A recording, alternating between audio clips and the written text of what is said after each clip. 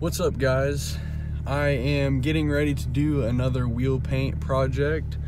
As you can see, we got some 1552s. I'm not sure the like the style or like the spoke, like the actual name of the wheel, the specific wheel, but they're for my buddy Kyler's wife. If you saw me do the pink and gold glitter OZ wheel faces, they're his wife's wheels.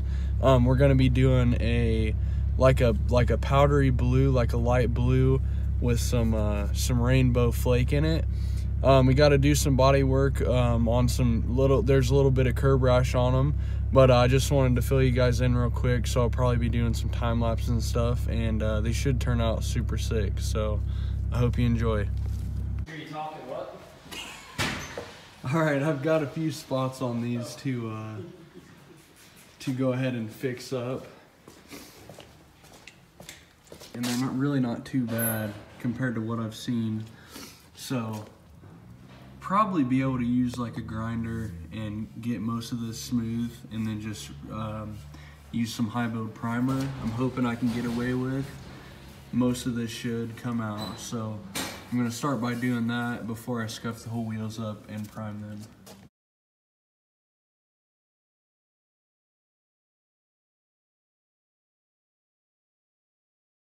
So with these spots hit, I used a 36 grit pad on the grinder just to get all those big spots down.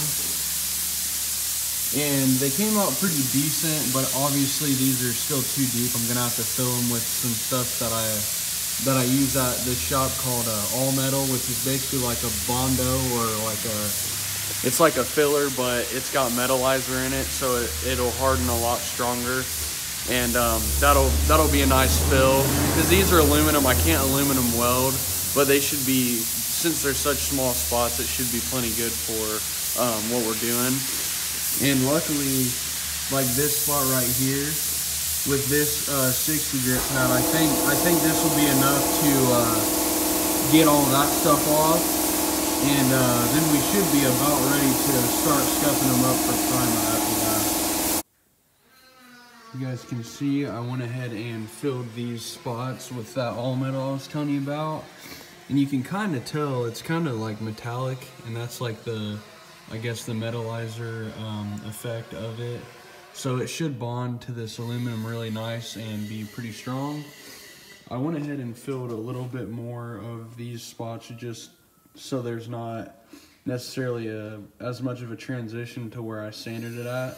So when I go and I can go ahead and sand these flat again, there shouldn't be any difference in the height of the surface of the paint. This one is small enough. I think I'll be able to just feather it out with some lighter sandpaper, and then yeah, I went ahead and did it on that too.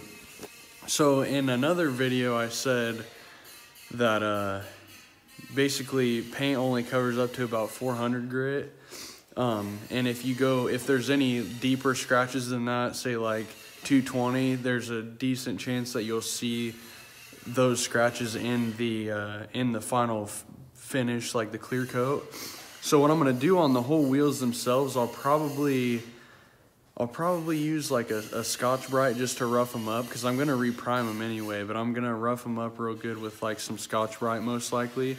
But on all these spots, I'm gonna start out, like all the all metal spots, I'm gonna start out with 80, then I'll go 180, 220, and then probably 400. And then again, over them with Scotch-Brite, just so I know that they're super smooth, and that I'm gonna be able to fade all of the bare metal up to the existing paint, and they should be nice and smooth. So I'll probably skip filming most of that and just show once they're about ready for paint, because I don't want to bore you guys too much, but I'm just explaining step by step what I got to do to make all these spots look like they weren't there, basically. So a lot of sanding, but they'll turn out real nice once I'm done. This is the Scotch-Brite that I'm going to be using just on everywhere but these for now, while I'm waiting on this stuff to dry. So this is basically just going to rough the surface paint up enough for another layer to stick to it. So I'm gonna hit the whole entire wheel with that, and then they'll be ready to spray other than hitting these spots. Real quick, just wanna show you guys the difference between using the Scotch-Brite and the factory paint. Just roughs it up. You can tell it's obviously flat, and that is what allows the paint to stick. I know a lot of people know that, but just for those who don't know. This is the worst one, and you can see that it's pretty well smooth, and looks like we've got her filled in pretty nice. And I went ahead and used just a spray bottle with some water and some soap in it, and that's what I used for the Scotch-Brite. It was a lot easier to clean the barrels just using it wet, because it was kind of getting the grime off and I was roughing it up at the same time. So since the wheels were already wet, I went ahead and used the wet Scotch-Brite on the whole entire faces. As you can see, they're all dull. And I'm gonna go ahead and call it that for tonight, or leave it at that for tonight. I got about 3 hours in them right now, but they're fully prepped and ready to prime in the morning. So I'll get to painting them then, and we should be just ready to spray them. So.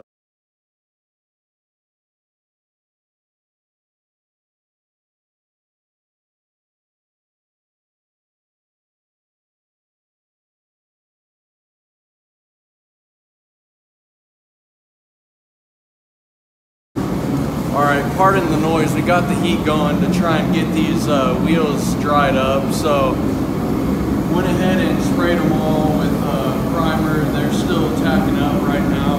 This one I did a while ago, so what I'm gonna do right now is this edge right here, I'm gonna mask that off so that from here back will all be black, and then from that line up will be the blue that I'm spraying, and then I'm gonna clear it all at once. That way that these are gonna stay a little cleaner, and I think that'll be a good breaking point right there to kind of separate the two. So I'm gonna go ahead and tape that line up and then paper this off so I can get ready to spray the blue.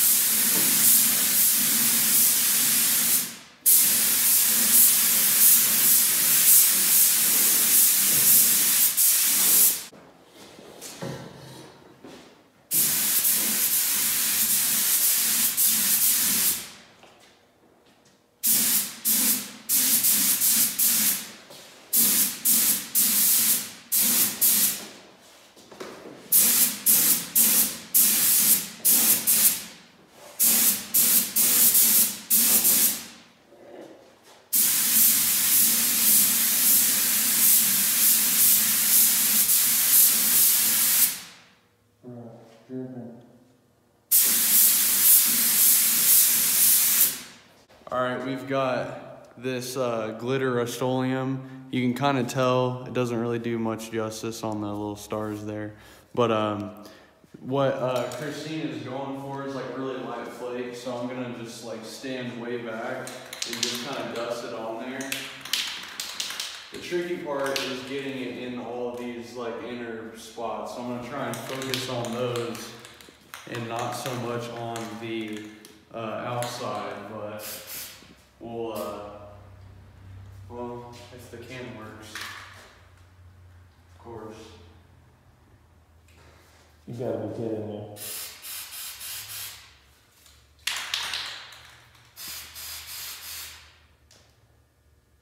Alright, after some technical difficulties, it looks like it's trying to work, so we're just gonna try and do this.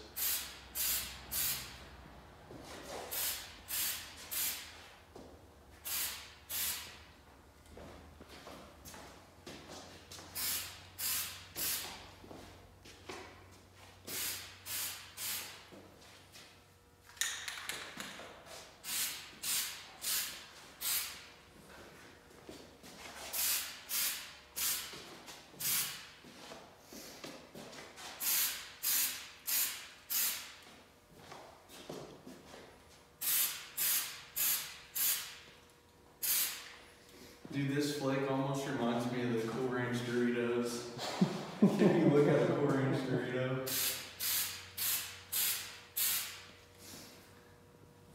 See, trying to get the insides like that kind of covered the face of it pretty well.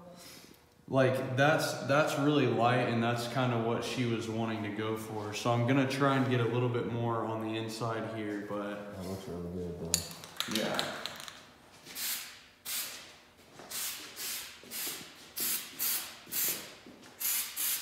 Oh my gosh, dude, freaking killing me. Can't ever get lucky, man.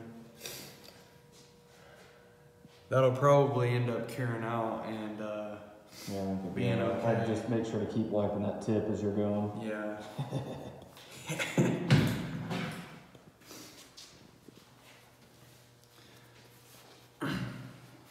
But yeah, that's about what the test panel I was talking about looked like. So even though inside the, you know, all the spokes are a little bit lighter, I don't want to go too overboard on the flakes. So I think that's about perfect right there. She wanted a more of a blue powdery base, and you can still see the base really well, but once you hit this flake with clear coat, it really stands out. So I think that's perfect right there for what we're going for. So I'm just gonna go ahead and do that on the rest of the wheels. And then I probably won't film clear coating because you can't really see it happen much, but I'll get a nice shot of once they're all cleared. So, should be good. You can probably tell that my glasses are foggy from spraying. But I just wanna say first, super hard to keep flake, especially when you're trying to be light, consistent. But all in all, these wheels look super good, which they look a little bit glossier than they will because of them being completely fresh. But you can see that the flake pops a little bit more. And see, it looks super concentrated when you're up close like this, but when you step back and look, you can tell that they're just kind of like blue, but it's cool when you get up to them. It's really sparkly. And the other thing that's big about this stuff is that once you get it out in the sun, it makes a huge difference as well. And these lights in here are trash too, so maybe tomorrow I will get a shot of them in a good LED light.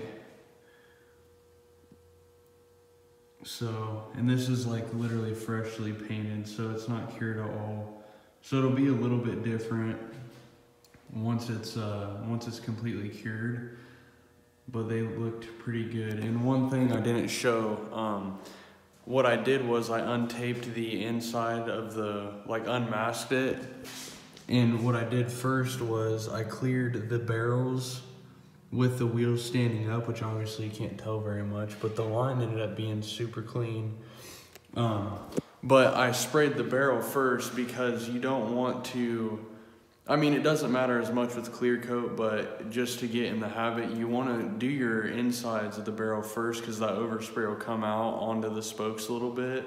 So I went ahead and I sprayed the barrels first and buried them pretty good. And then I just let that first coat flash off, and then I laid them down. So yeah, they're looking pretty good. I'm pretty stoked about it. Oh, much better out in the sun. You can really see the flake now. Nice shimmery. Oh yeah. Dude, those look. You can see now a little better that the clear is cured, that these are looking pretty sick. And the line in between the blue and the black turned out super sick as well. So there's a nice glossy black barrel that won't be near as dirty, and then a nice clean break point. So that's what they look like all cured out. I'm pretty happy about it. All right, just, you know, typical me fashion, forgot to film an outro. Sitting here putting this video together. Hope you guys liked the wheel paint. I thought it turned out pretty sick. Christina got them on the car already. This has been like at least a month ago. So I'll try and link the Instagram down below, and you guys should be able to go check them out on the car if she's posted them. So appreciate you watching. See you in the next video.